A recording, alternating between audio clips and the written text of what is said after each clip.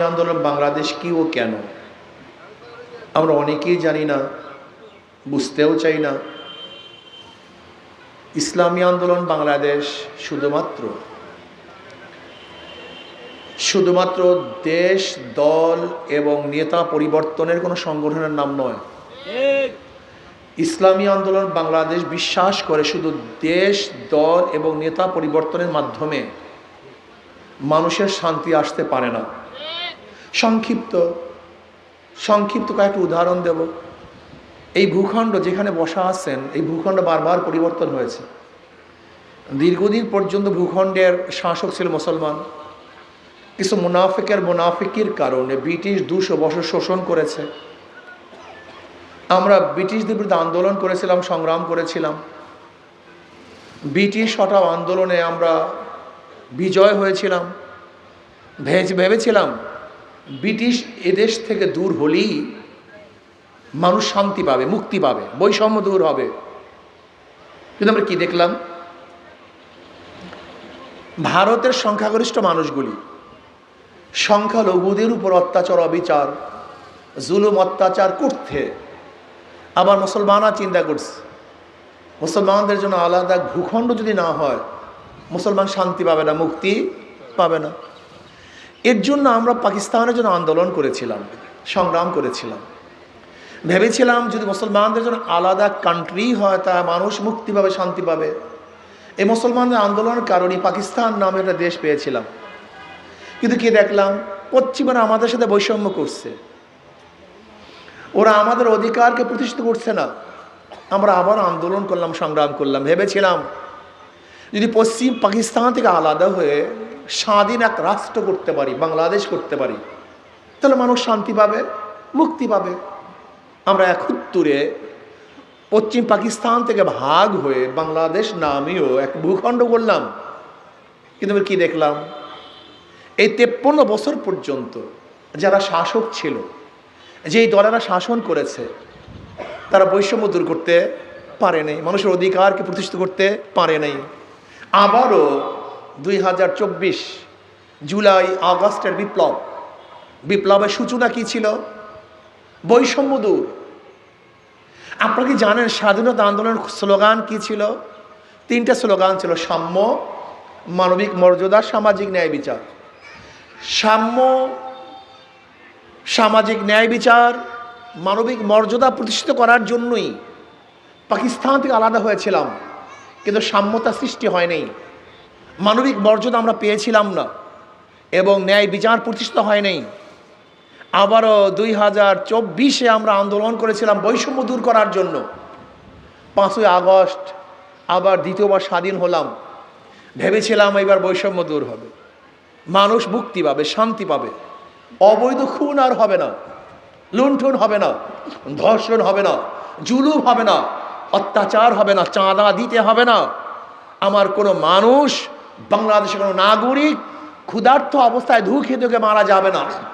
নির্বিঘ্নে সমস্ত মানুষ ব্যবসা করবে, বাণিজ্য করবে, সমস্ত মানুষের বাক শক্তির অধিকার থাকবে, মানুষ বাঁচার অধিকার নিয়ে বাংলাদেশে বসবাস করবে।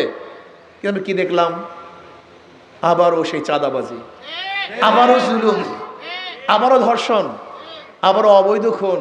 বাদ দেন অন্য খুনের কথা, শুধু 5ই আগস্টের পরে আজ পর্যন্ত শুধু বিএনপির মধ্যে খুনাখুনি করতে গিয়ে প্রায় 120-এর উপর খুন হয়েছে, শুধু বিএনপির মধ্যে, অন্য মানুষ বাদ। আগে জানতাম জাহান্নামের আগুনকে খেয়ে ফেলে, এখন দেখি এক বিএনপি আর এক বিএনপি খেয়ে ফেলে। সত্যি কথা, অবাস্তব না। আমরা কি দেখছি? আগে চাঁদা দিতাম 50 টাকা, এখন চাঁদা দেয় 10 টাকা, 150 টাকা। আগে চাঁদা নিত একজনে, এখন চাঁদা নেয় 3 জনে। কি দেখতেছি? ড্রাইভার সাহেব চাঁদা না দেওয়ার কারণে লাঠি দিয়ে গাড়ির কাঁচ ভাঙ্গা হচ্ছে, পিটিয়ে হত্যা করা হচ্ছে, হাত পা ভেঙে দেওয়া হচ্ছে। এমনকি বিএনপির কাছে ছাত্রদল চাঁদা চাওয়ার পরে বিএনপি চাঁদা না দেওয়ার কারণে ছাত্রদলের মানুষগুলি সেই মূল দলের মানুষের হাত পা ভেঙে দিয়েছে। কমিটি গঠন করতে গিয়ে প্রতিদিন মারামারি, প্রতিদিন কাটাকাটি, প্রতিদিন হত্যা। এইভাবে আর কতদিন বাংলাদেশ চলবে? কতদিন দেখতে চান? ভাইও, বোতল পরিবর্তন করে মদ যতই ঢুকান না কেন, মদের ক্রিয়া বন্ধ হয় না।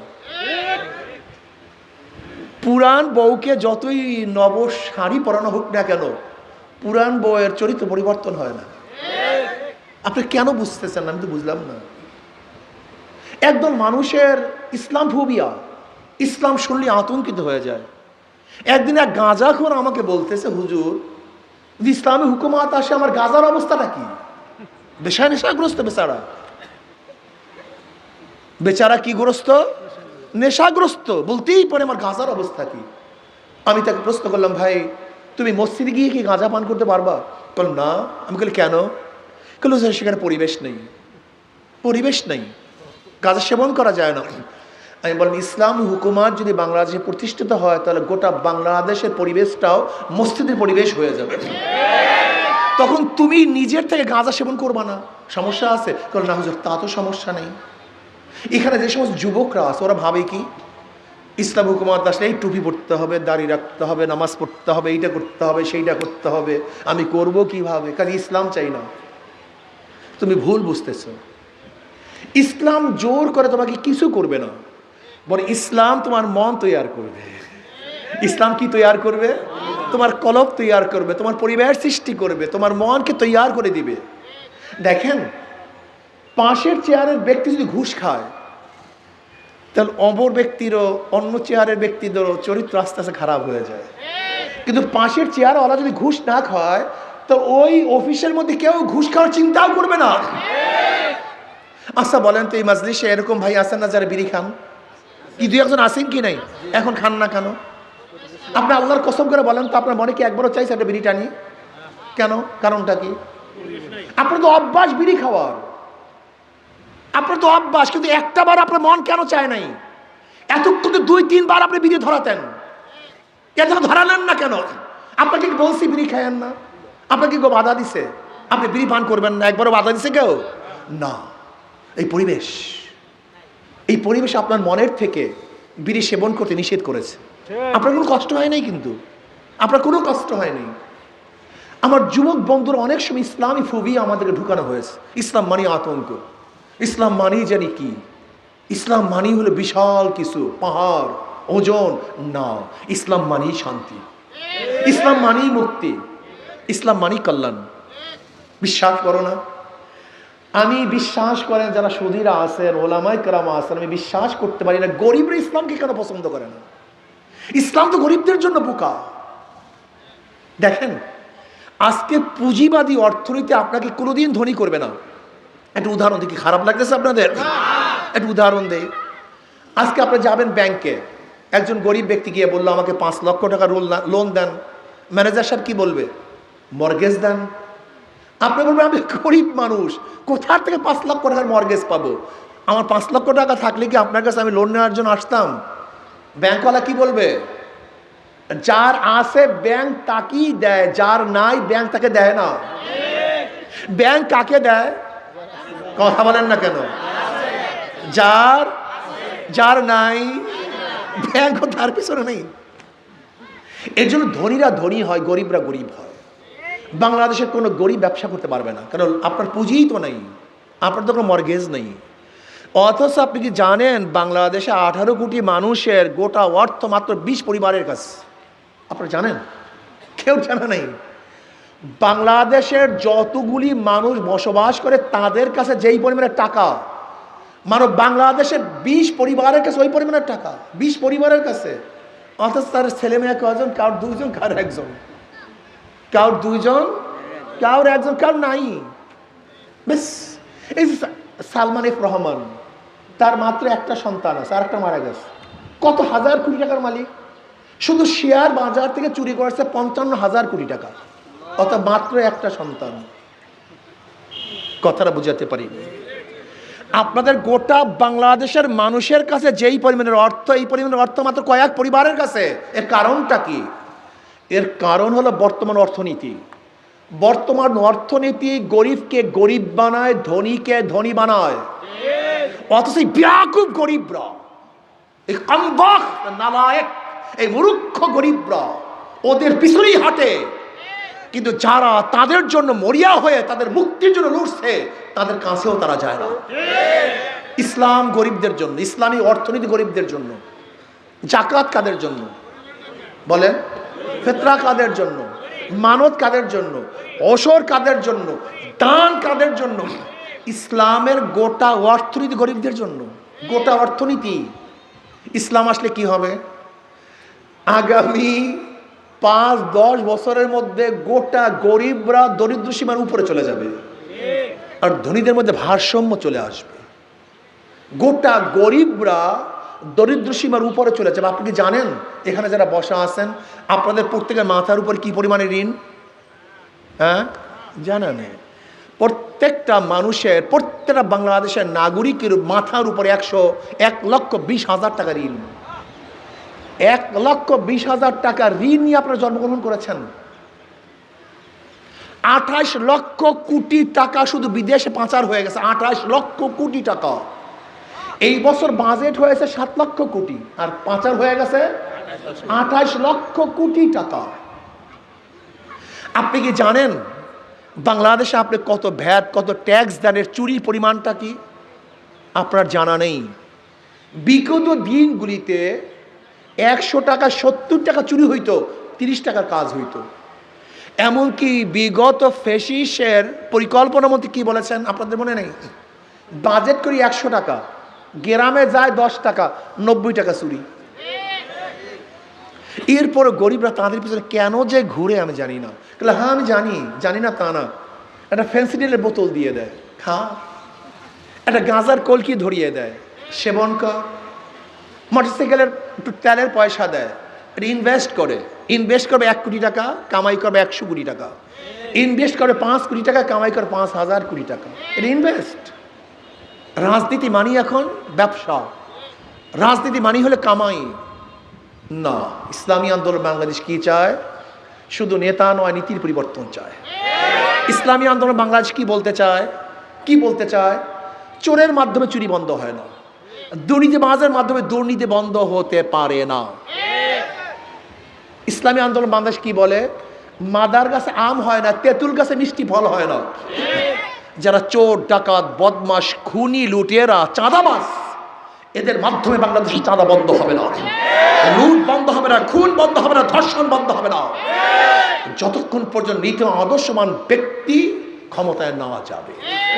আমি বিশ্বাস করি।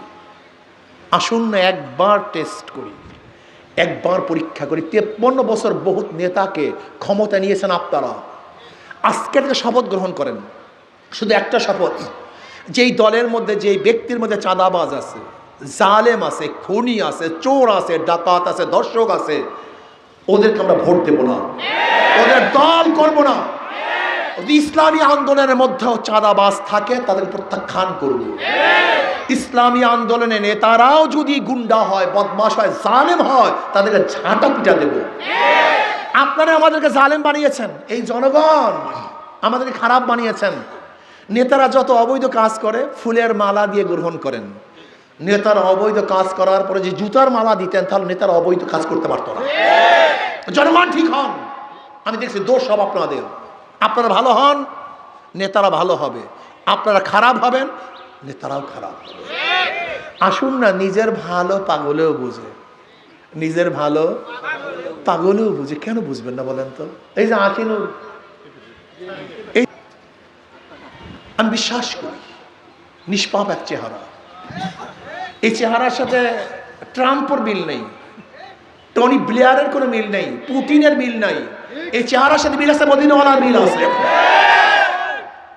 এই চেহারা চুরি করতে পারে না, এই চেহারা ডাকাতি করতে পারে না, এই চেহারায় অবৈধভাবে খুন হত্যা করতে পারে না, ধর্ষণ করতে পারে না, গরিবের টাকা মেরে খেতে পারে না, গরিবের চাল চুরি করতে পারে না, রাস্তায় বরদ্দ টাকা চুরি করে ধনী হওয়ার স্বপ্ন এদের মধ্যে নেই।